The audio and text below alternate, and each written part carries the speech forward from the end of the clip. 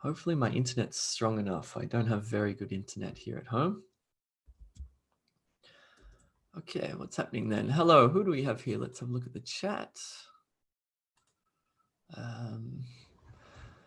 We've got Majid, Gustavo, Jai. Udita likes my shirt, so that's cool. Thanks, Udita. Udita's in the US. Jacqueline from Canada. Omosp. Sherry in Atlanta. Wow, there's quite a lot of Americans or American-based people here, which is great. Okay, that's connected to YouTube Live. Let me pause that. Okay, now I can concentrate better. Omos from Nigeria. I've got someone from Colorado. Amit. Gustavo's from Brazil. Nushad's from Canada. Amit's from India. Esra's in here as well. From Iraq. It's 2 a.m. in the morning. Esra, I won't keep you up for too long. In fact, off the back of that, let's get started. We're a little bit early, but I guess that's okay. Let me share my screen.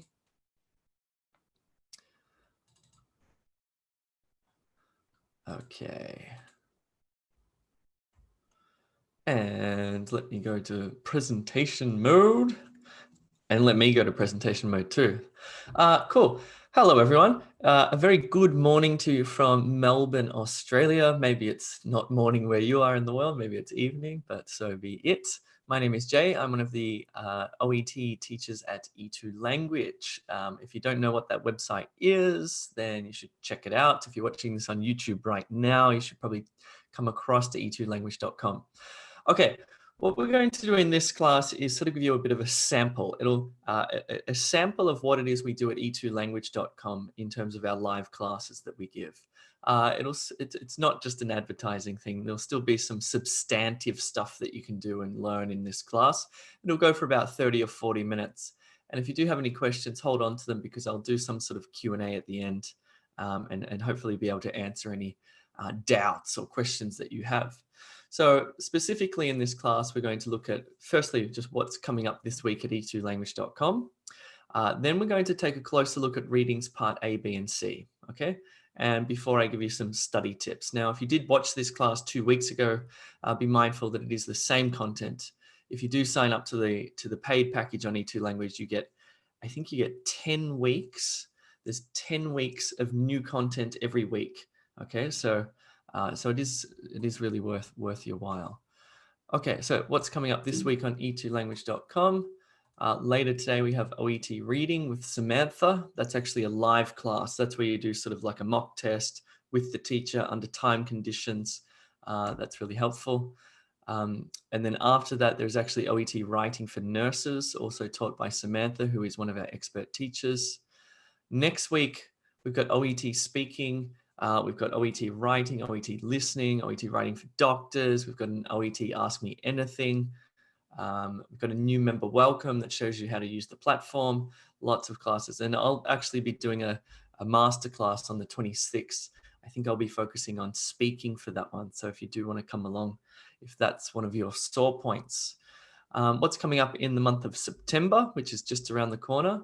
Well, we'll be giving 2 to 3 live classes per day, every day, okay? So again, it's a very good place to study. It's very difficult to prepare for an exam by yourself. It's much better when it's, when you've got your peers with you, when it's live streamed, and obviously with coronavirus, it's probably not a good idea to go to your local school and be crammed in a classroom with other students. So yeah, cool. Enough of that. Let's get started by looking at reading part A. Okay, so just before let's backpedal a little bit there.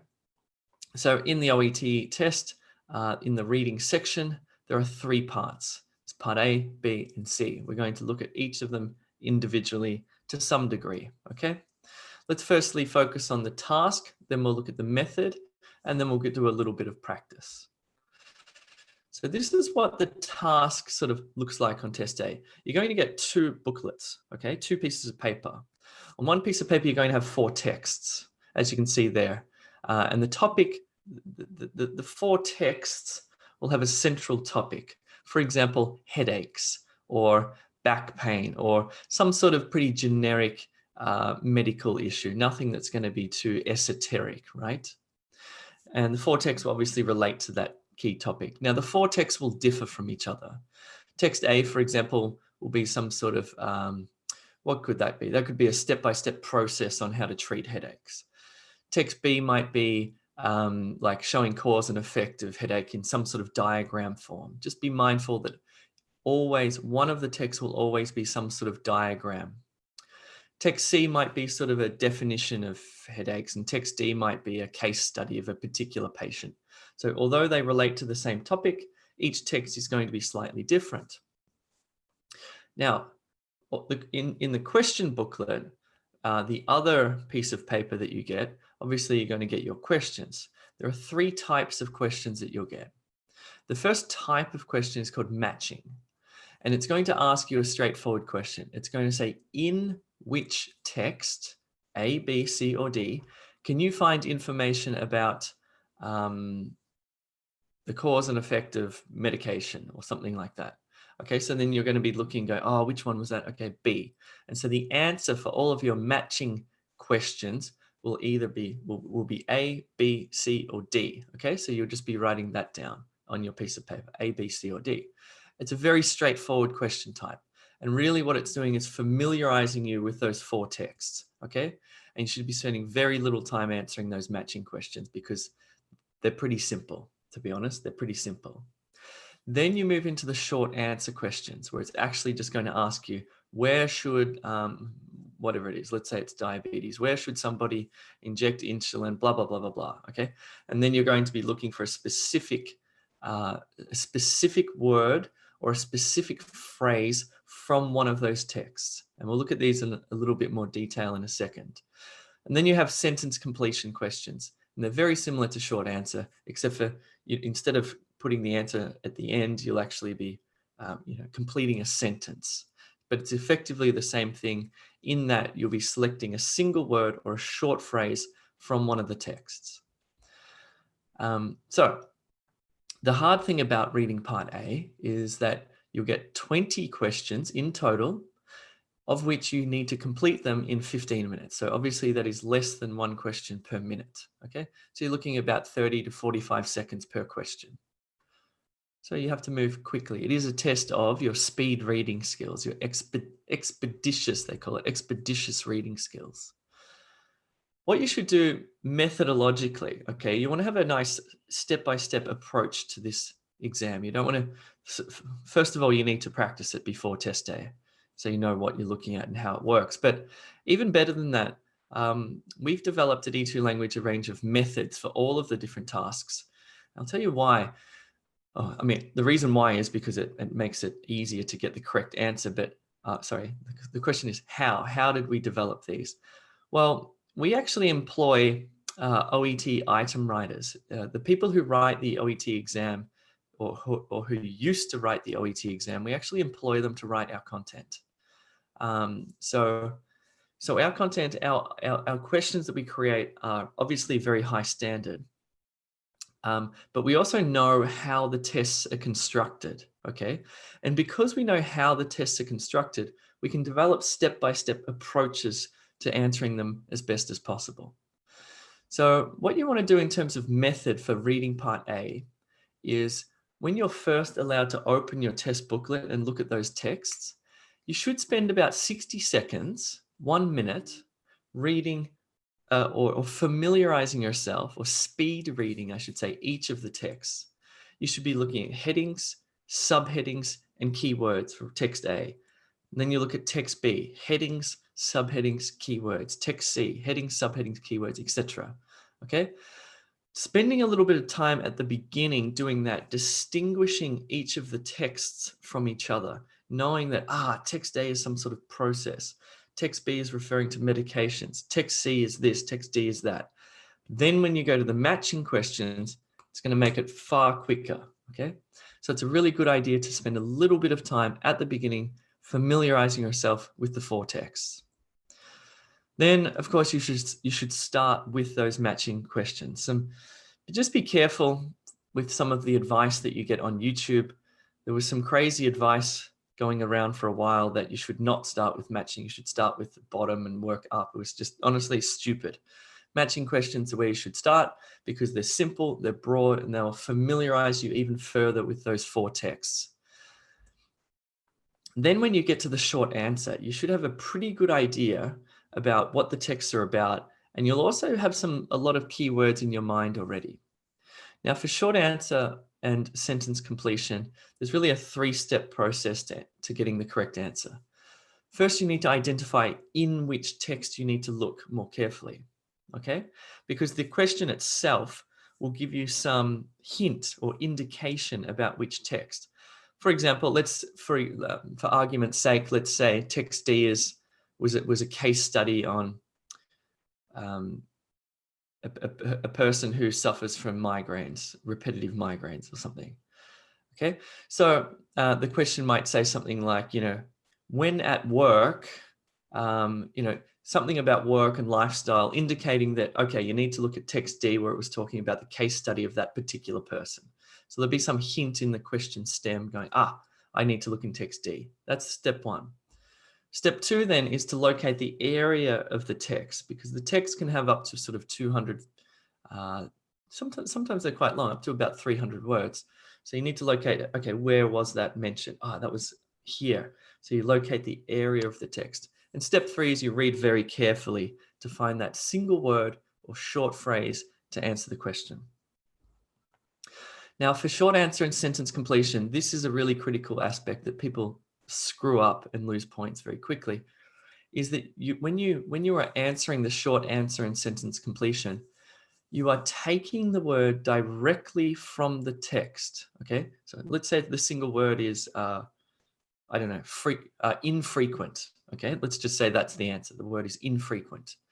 Now you take it directly from the text and write it into the answer booklet, okay? You do not change it to infrequently, or you don't change it to, you don't transform it or change it in any way, shape or form. Now you need to be kind of careful because sometimes the phrases can be quite, let's say it says 12 mg / per PD or whatever, some sort of acronym. Make sure you copy it exactly. Don't change it in any way, and don't get the spelling wrong either, because you will lose a point if you spell it wrong. Okay, so it's very simple. Take it straight from the text, put it in the answer booklet there. Cool, let's do one. I'm going to disappear. We're just going to do sort of part of one. If you want more practice, of course, you should check out e2language.com. I'm going to disappear. Let's start by speed reading the text, okay? I'll give you 15 seconds just to look at, I want you to understand what this text is about. Also pay attention to the heading here. Never forget the heading of the whole set of text. So what is this about, and what are the key words you think?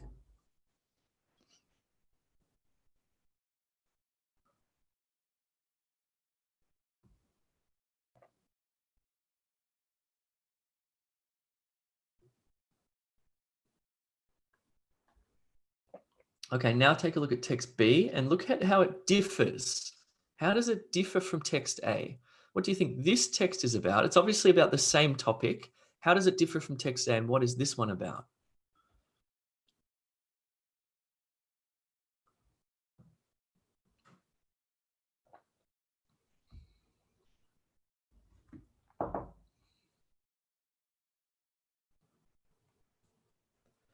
Okay, and we'll do the same thing for text C now. Oh, sorry, we're not going to do text C. Excuse me. We're going to look at text A and B together. We're going to sort of cheat here a little bit. On test A, you get 4 texts. Here, I'm just going to use 2 texts because some of you will be watching on your phone and otherwise it'll be impossible. So let's get straight into it. Let's do the matching question. So in which text, let me disappear. In which text can you find information about blah, blah, blah, and blah, blah, blah? You have 30 seconds to answer these 2 questions.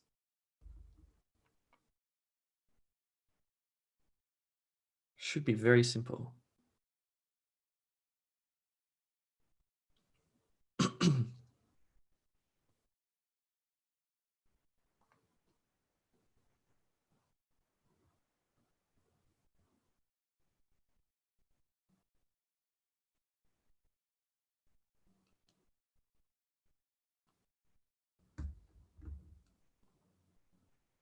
Okay, let's keep going.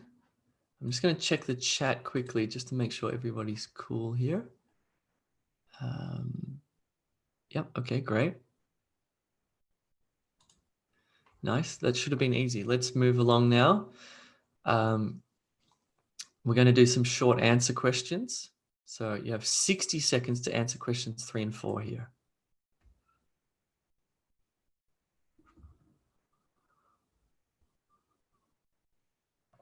Remember, you're taking a word or a short phrase directly from the text.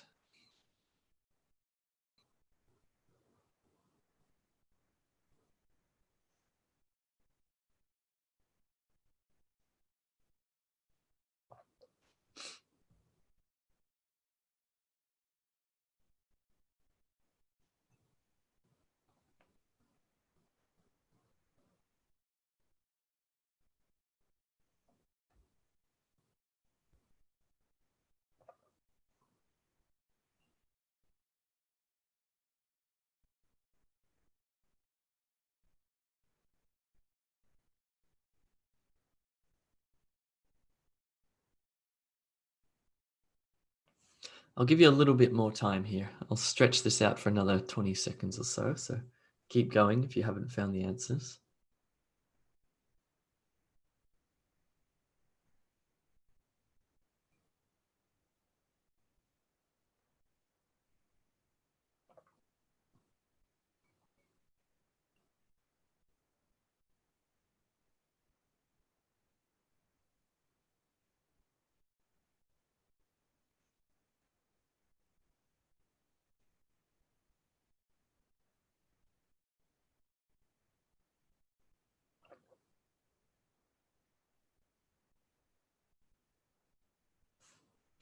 Okay, let's move on. We'll come back to the answers in a bit. Now we're going to do some sentence completion questions. So please do 5 and 6. Remember to use, actually, I'll just leave it at that. You have 60 seconds.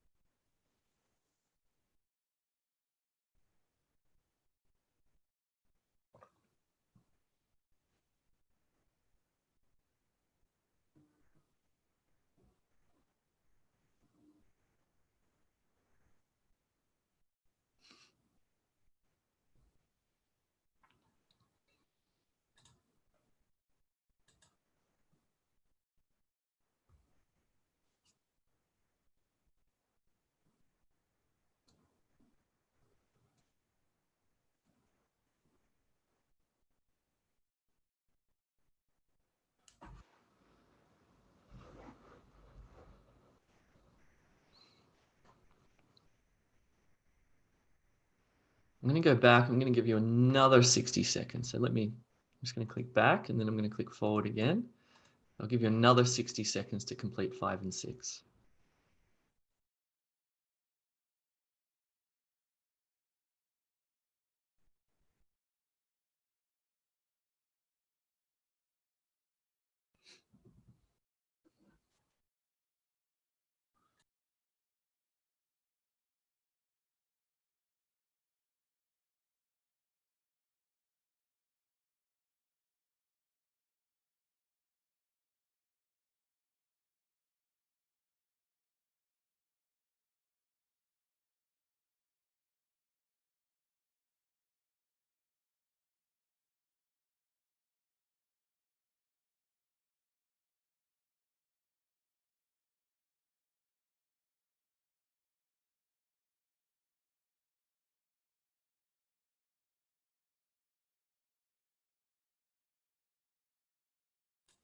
Okay, how did you go?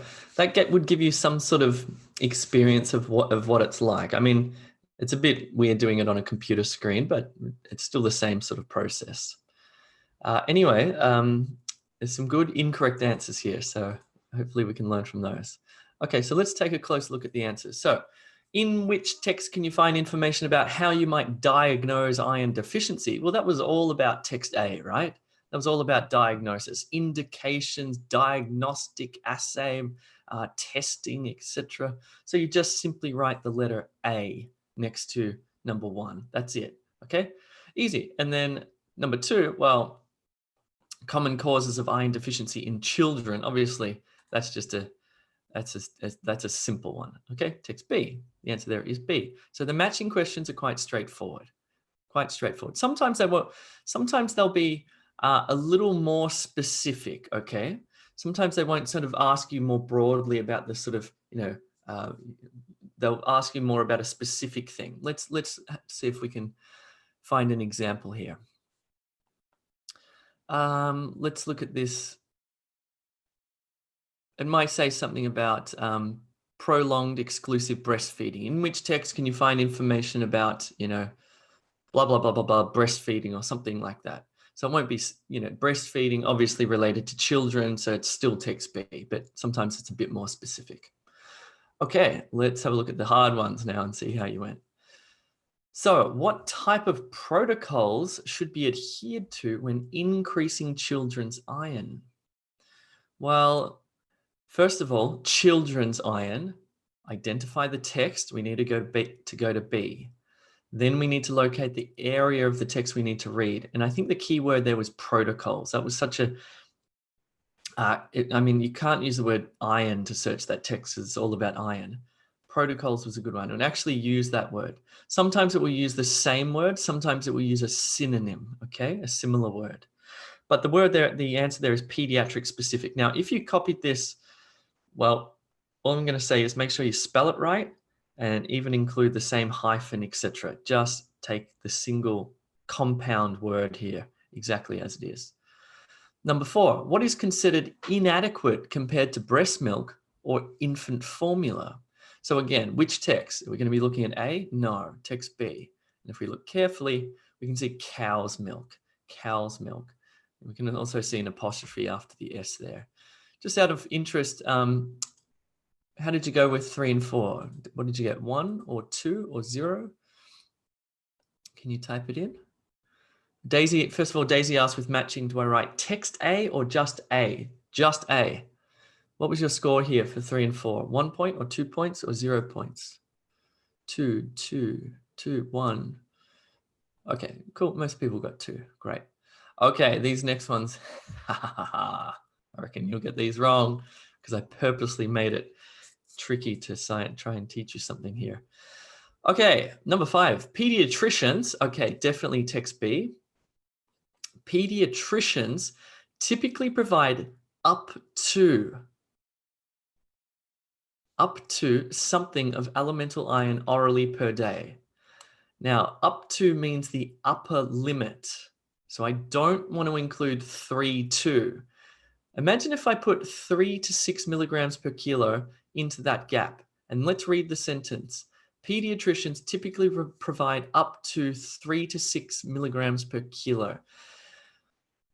Look, what I'm trying to teach you here is that I purposely made, everyone screws this up. And the reason, it's good, screw it up in this class. That's a good thing. The reason is, I want you to make sure that you read very carefully, because sometimes OET will put a little tricky thing in there like that, where there will be a short phrase of say 2, 3, or 4 words, but maybe you only need the last word or the last measurement or whatever it is, because they had, it might say a maximum dose of, and then in the text, it's giving you sort of a range of doses. Don't put the range of doses if it's asking you for the maximum dose only, okay? So just be aware of that, because you would lose a point here. It's probably not a great question, but hopefully it gives you some understanding of how they can sort of be a bit tricky sometimes. Let's have a look at number 6. And this is number 6 is, okay, let's before I show you the answer, referring a patient with low iron to a something is frequently needed. Let's look down here first. Okay, if oral iron is ineffective or not tolerated, then consider other causes of anemia, referral to a specialist pediatrician, and use of IV iron. Now, referring to a patient with low iron is frequently needed. Is there anything mentioned here about frequency? Yes or no? Please type it into the chat. Anything mentioned there about frequency? Okay, fine. No, the answer is no. There's nothing mentioned here about frequency. Yet in the question here, it's saying something about frequency. Okay, so let's now look over here. Let's look at this dot point here. Let me disappear. Let's read 6 again. Referring a patient with low iron to a something is frequently needed. Identifying the cause of iron deficiency is crucial. Referral to a gastroenterologist is often required. So which is a better answer here? Gastroenterologist or specialist pediatrician for number 6? Obviously, you don't have to type it out. But yeah, obviously, gastroenterologist is more correct. Okay, so this is another area where sometimes in reading part A, you can lose a point. That is, you'll find a word that'll fit. It'll fit and it sort of makes sense, but it doesn't quite, it's not 100% because there was something written there about frequency, and actually where I got this word from, there was nothing mentioned about frequency. If that's the case, then you need to stop and think, that's not the answer. I need to find something that fits perfectly, okay? Here's a great question from Hosman, which is, if the word has a capital letter, and I don't write the capital letter, will I miss the mark?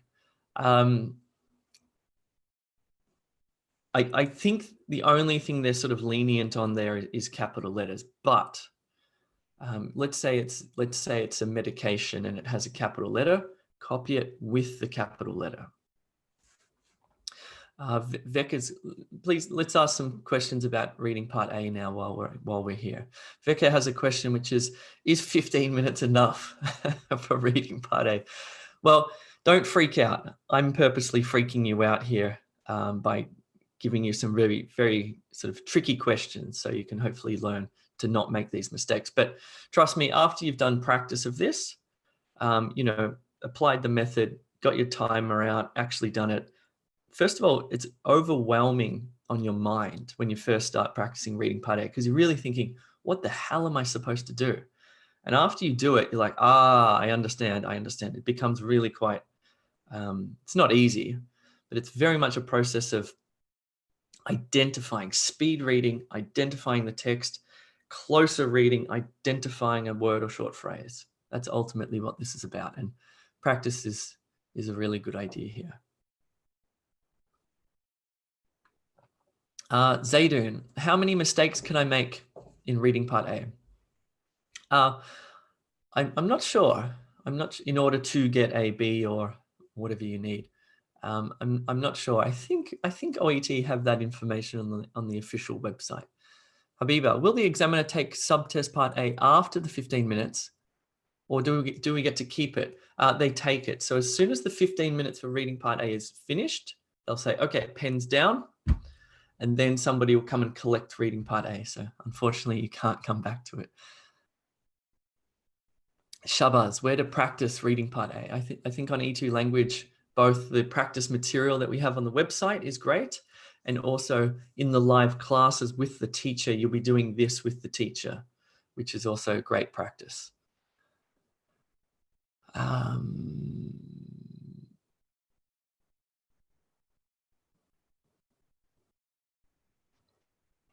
Amit has a question here, which is, do we first look at the question or the text in reading part A? As I mentioned, you do a quick scan of the 4 texts at the beginning, but then look at number 5 here. This is really where it gets critical. Pediatricians, okay? I can't use the word like elemental iron or provide, because that could be in any text.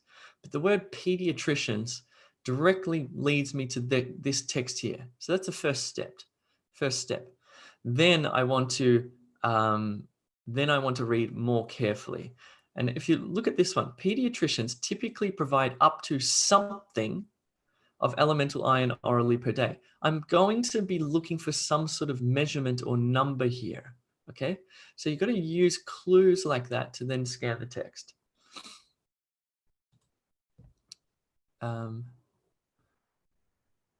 do I improve fast reading? Well, this is a really particular type of reading. This is a strange reading. You can almost think about reading part A as, imagine you're in your bedroom, like I am now, And it's like, where's my phone? Where's my phone? And you're going, where's my phone? Where's my phone? And you're sort of looking under things and looking, and you're keeping in your mind the whole time, phone, phone, phone, phone, phone. And it's the same thing here. It's utilizing, I'm guessing, the same part of your memory. You're looking for something. It's really quite a different type of reading. So really you have to use, I think, practice tests are the best. Cool. Let's move on. If you have never taken PT before and you don't know how you're going to go, you should think about taking our mini mock test. Or if you've taken PT test before and you were unsuccessful and you don't really know why, maybe you failed in reading or maybe you failed in writing, this thing's going to help both of those sorts of groups out. You get to take a simulated mock test. It's a little bit shortened. It's not as long as the real test, including a one-on-one speaking mock test with one of our teachers. And you submit your writing through. You'll get feedback from one of our experts on your writing. And you'll actually be able to, it's really cool. When you get your results back, you can actually click on reading part A, for example, and you can see all the questions you got right and wrong. So you can see all the silly mistakes that you made, if you made silly mistakes. So that's a really good option for anyone preparing for OET. All right, let's keep going. Reading part B. Okay, so again, we're going to look at task, we're going to look at method, and we'll do a little bit of practice. So after reading part A, you will then get reading part B and C together. Okay, they're given together in 45 minutes. You'll get 6 for reading part B. You're going to get 6 short little texts like this with a multiple choice question. So 1, 2, 3, 4, 5, 6. Reading part C we'll discuss in a second. This is what they look like. Okay, so it has a question, 3 answer options, and then there'll be some sort of text here. Okay, pretty straightforward. It's not like reading part A. It's a simple multiple choice question. Now, there is definitely a methodology for this one, and let me take you through it because I really think this is the key to answering these more accurately. So what you want to do, obviously, is start with the question stem. Okay, sometimes it's going to be an incomplete sentence like this. Negative effects from prescription drugs are often blah, blah, blah, blah, blah. Sometimes it will be a direct question with a question mark. Okay, so there's 2 types of question stems. Now, what you want to do is avoid the answer options. Don't confuse yourself. You want to skip the answer options, read the question stem, go straight to the text. And because you have 45 minutes in total here, you should be spending about 2 minutes on each of these texts, and you have enough time to read carefully. This is a very different task to reading part A. Reading part A is just like zoom, zoom, zoom, zoom, zoom, speed reading. Reading part B is careful reading, and you have enough time to carefully read. So really switch out of that reading part A mindset now, because this time you're not finding something. This time you're understanding something, okay? Really understanding something. Okay, so question stem straight to the text. Read that very carefully, understand it, and then make your choice. And one of the things what you're doing when you're making a choice as to which one is correct, you will also be eliminating incorrect answer options. Your ability to eliminate or find those that are incorrect is just as important as finding the one that's correct, okay? Because it will lead you to the correct one. Cool, pretty straightforward. Look, whoa. Sorry, let's do one. I'll give you 90 seconds to answer this question, following that method we looked at.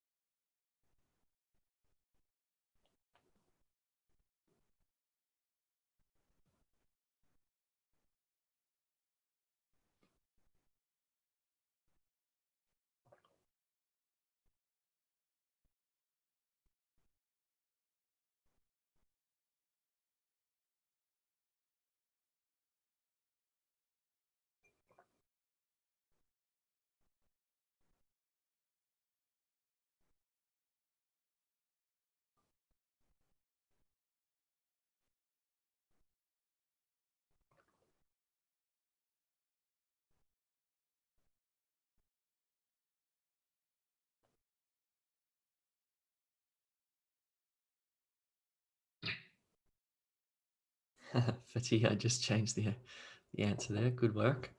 Cool. Most of you are getting it. Well done. Just give you a few more seconds to pop in your answer. Again, with reading part B, 2 minutes max. 90 seconds is about ideal amount of time for reading part Bs.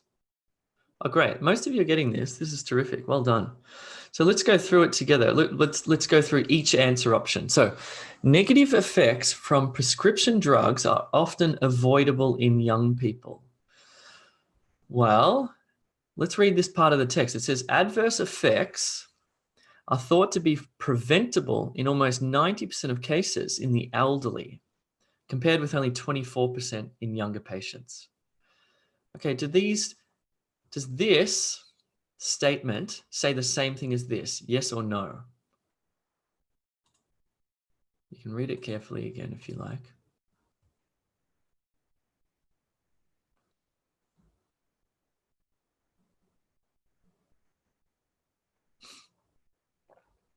Let's read it again together. Negative effects from prescription drugs are often avoidable in young people. Here it says adverse effects are thought to be preventable in almost 90% of cases in the elderly, compared with only 24% in younger patients. The answer is no. These two things contradict each other. A contradicts this part of the text, okay? So that is incorrect, okay? That is wrong. It's not the right answer. Let's try B. Negative effects from prescription drugs are often unpredictable in the elderly. Here it says, in the elderly, there are a number of common reasons for adverse drug effects. Do these two things say the same thing?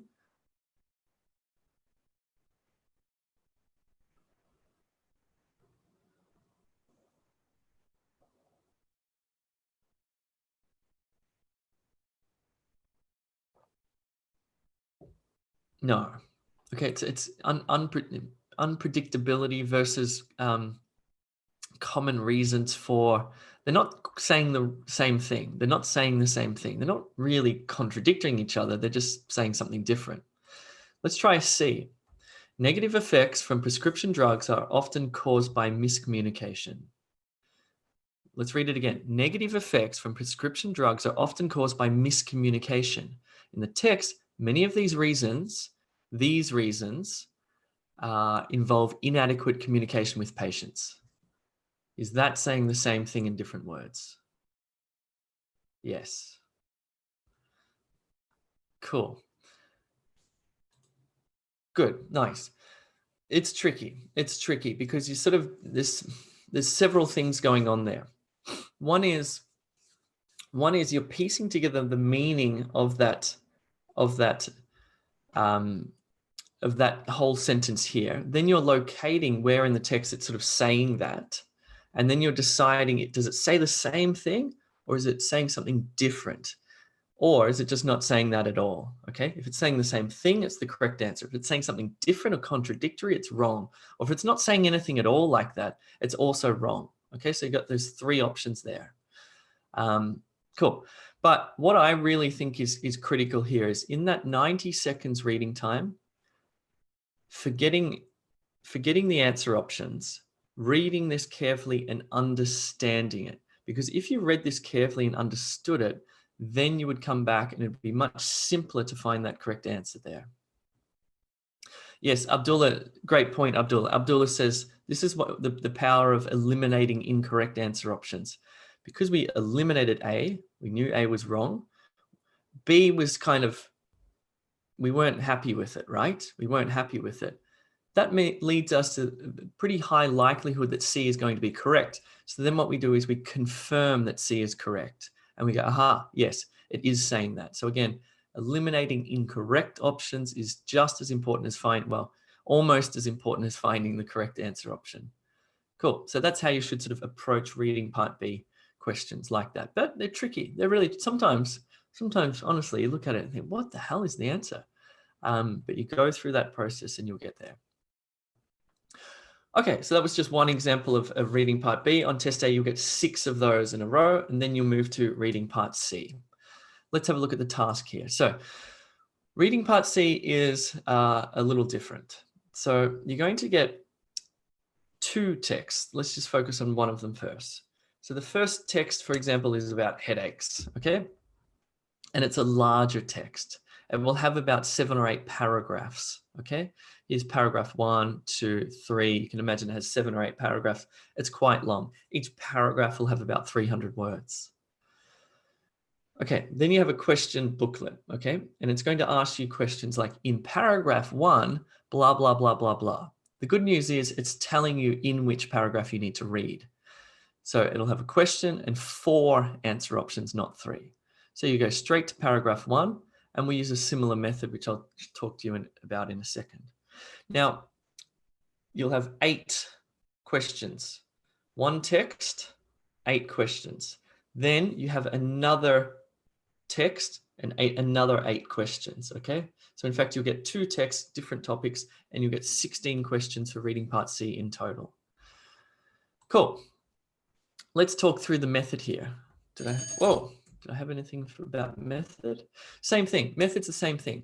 I want you to read the question, then the paragraph carefully, then go to the answer options, eliminate, and try to find the correct one.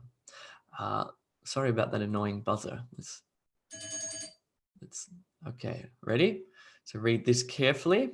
Read this paragraph carefully. I'm going to give you more than 90 seconds. Okay, I'm going to start it now.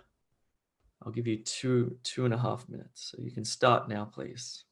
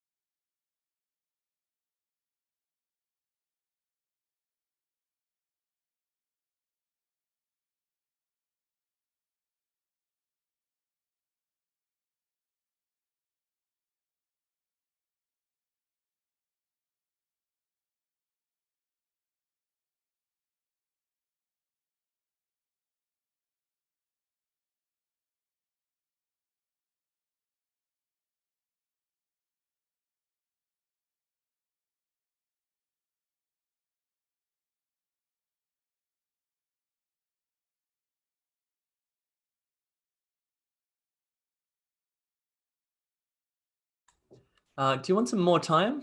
If you want more time, type in more time. I'd rather you actually deep read this and try to get the answer. More time or keep going? What do you think?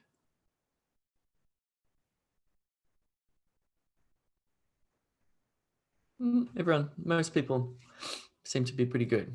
Okay, cool. All right. Okay, the problem is we're getting a lot of different answers. That's always a bit concerning. All right, let me disappear. Let's go through this step by step. So actually, before we look at that, In the first paragraph, cool. So first of all, look at text 1, difficult to treat depression. So that's the overall topic of the text. It's always important to start with that so you know what the hell you're reading. In the first paragraph, this is the first paragraph here, what point does the writer make about the treatment of depression? Okay, let's read it again. What point does the writer make about the treatment of depression? Okay, we're going to forget all of these and we're going to read this very carefully. Sorry, I'm going to read this aloud. I hope this isn't condescending or anything. Depression remains a leading cause of distress and disability worldwide. In one country's survey of health and well-being in 2007, 7.2% of people surveyed had experienced a mood affective disorder in the previous 12 months.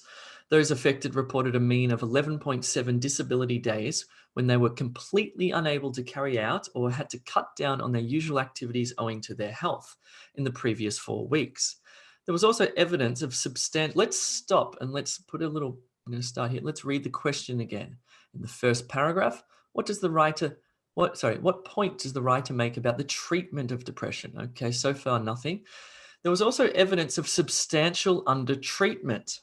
Amazingly, only 35% of people with a mental health problem had a mental health consultation during the previous 12 months. 3/4 of those seeking help saw a GP. In the 2015-16 follow-up survey, not much had changed. Again, there was evidence of substantial unmet need. And again, GPs were the health professionals most likely to be providing care. Let's quickly just read through these answer options now. So, what point does the writer make about the treatment of depression? 75% of depression sufferers visit their GP for treatment. GPs struggle to meet the needs of patients with depression. Treatment for depression takes an average of 11.7 days a month. Most people with depression symptoms never receive help. Let's go through it one by one, and let's see if this statement says the same thing as this part of the text. The statement says, 75% of depression sufferers visit their GP for treatment. The text says, amazingly, only 35% of people with a mental health problem had a mental health consultation during the previous 12 months. 3/4 of those seeking help saw a general practitioner. Does A say the same thing as the text? Yes or no?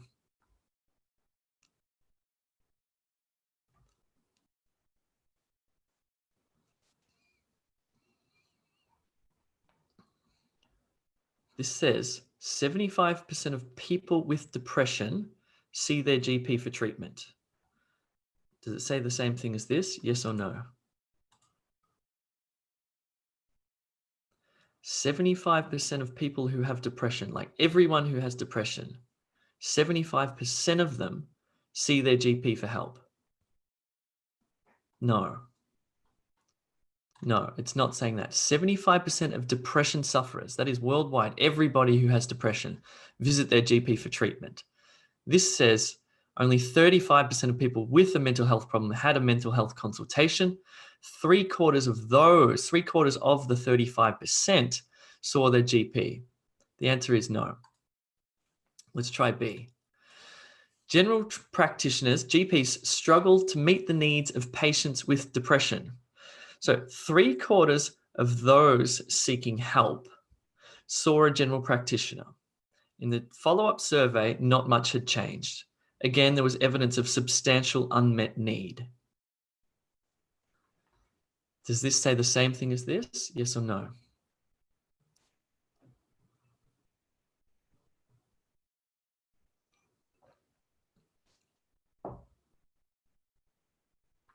Who's it talking about here? Is it talking about the GPs having substantial unmet need or the patients having substantial unmet need? Patients, that's right.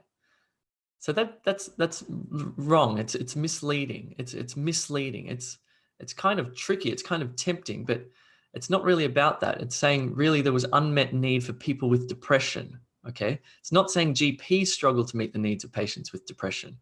Okay, there's a sort of contradiction here. It's not quite right. Let's try C.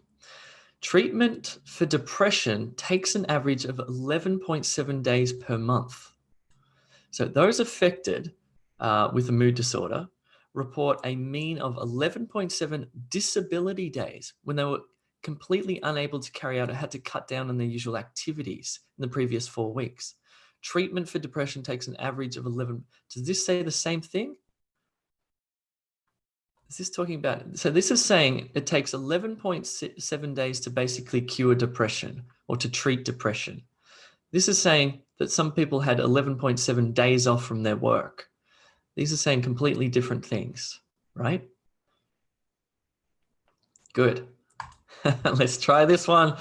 Lucky last. Here we go. Most people with depression symptoms never receive help. Well, largely, I reckon half of this paragraph was about that fact. Only 35% of people with a mental health problem had a mental health consultation during the previous 12 months. Okay, 3/4 of those people seeking help saw a GP. The follow-up survey, not much had changed. There was evidence of substantial unmet need. Most people with depression symptoms never receive help. That is the answer, my friends. How did you go? Who got it? Can you put a smiley face or a sad face into the chat? If you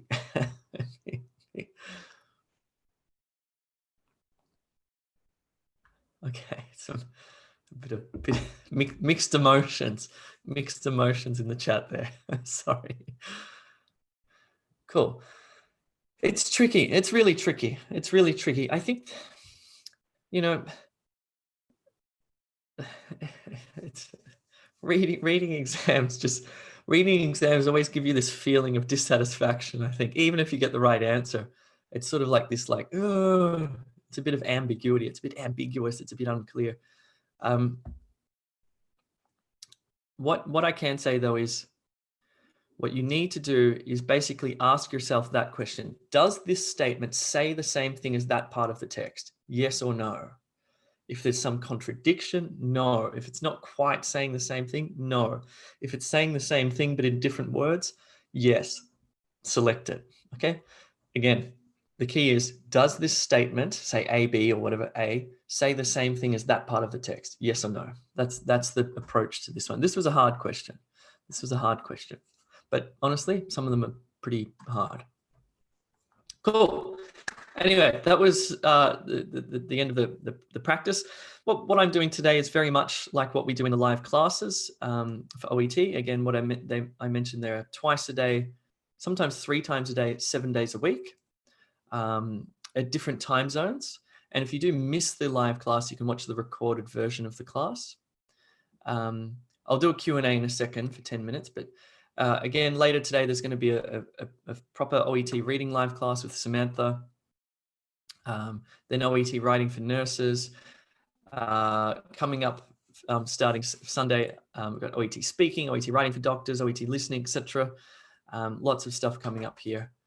Some study tips is study the material on the website on E2 language very carefully. Don't just do it and quickly move on. Like if you're doing a reading part B, really spend time with it. Spend time with it, identifying why, the 2 were incorrect and why this one was right. Don't just sort of, fire away and go, oh yeah, I got it right, next. That's not helpful. It's helpful to stay with the text and keep reading it until you finally go, aha, right, that's why it's wrong. It's contradicting this part, okay? That's how you start to improve your reading skills here. You don't improve your reading skills by going, maybe it's B. Is it B? No, it's not B. Oh, damn, it's A. Oh, well, next. That's not how you improve. You improve by deeply reading it.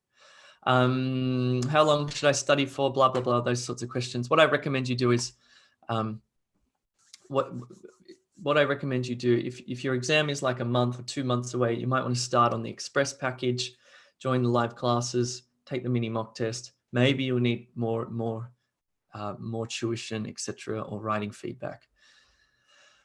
Okay, let me answer some questions. When will the OET at home test be available for US doctors? It's a good question. I'm not sure. Please consult the official OET website for that information, and only the OET official website, because that's where they know the truth about that stuff. Hosman, you're an excellent source. I've been using the platform for 1 month. One question though, in listening part, do we use headphones? Thanks for the compliment.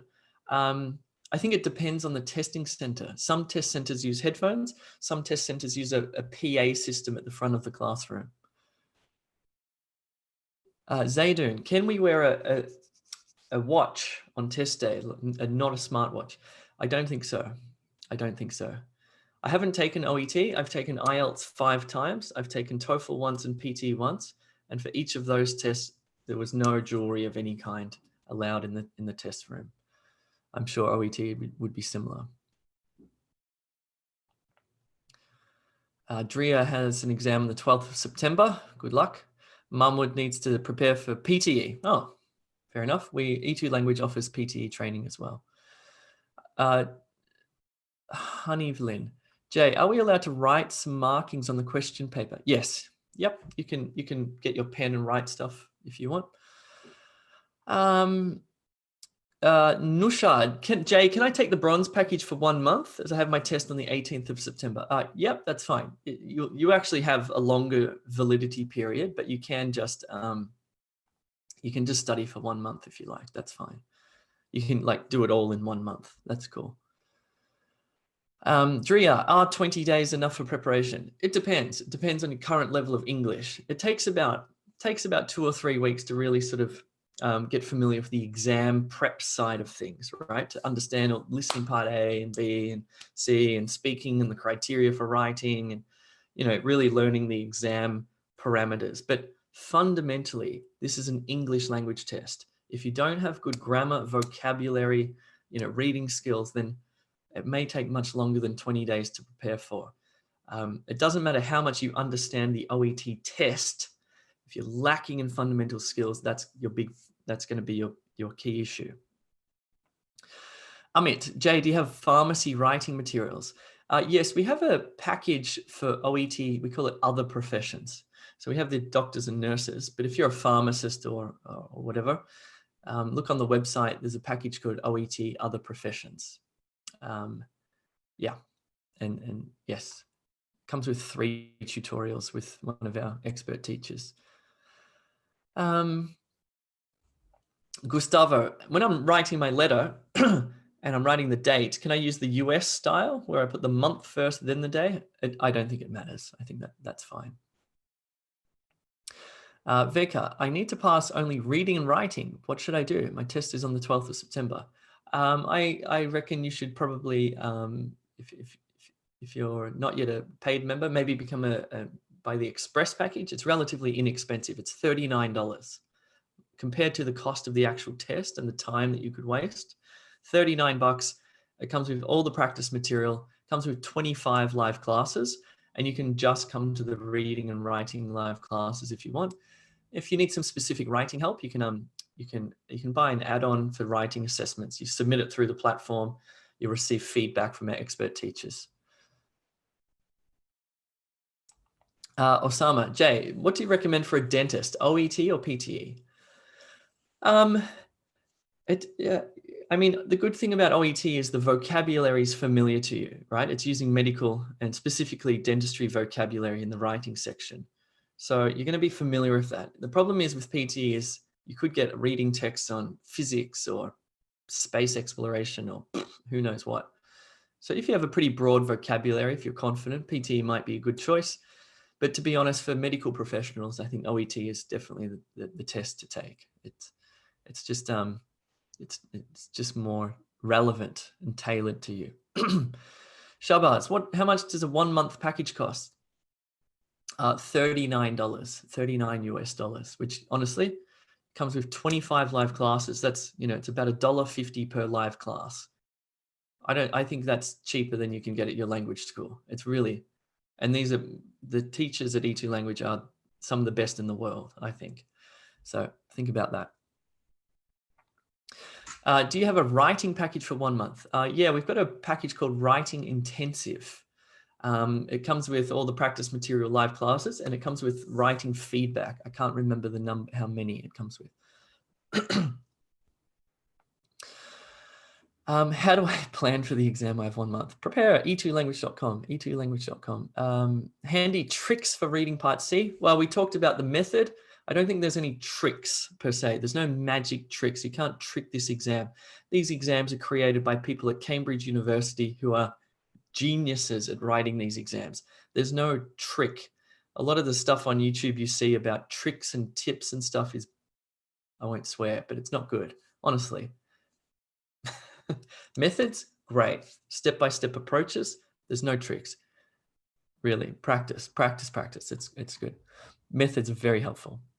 What if I want to buy the mini mock test in the package? You can buy the Express Plus package. I think it's $59. So that comes with all of the materials, 25 live classes, methods, everything, plus the mini mock test. So it's effectively you're buying the mini mock test for 20 bucks. It's showing the prices, Jay, in US dollars, but I am from New Zealand. Yeah, that's fine. Just if you use your credit card, it will just convert it to New Zealand dollars. We charge in US dollars because we have people all around the world. Now, I have to go because I have another meeting right now. Thank you very much for coming along. I hope it was helpful. If you're watching this on YouTube, you might want to click subscribe. Everyone else, good luck on your test dates, and hopefully I'll see you in the live classes. Cool. See you soon. Bye.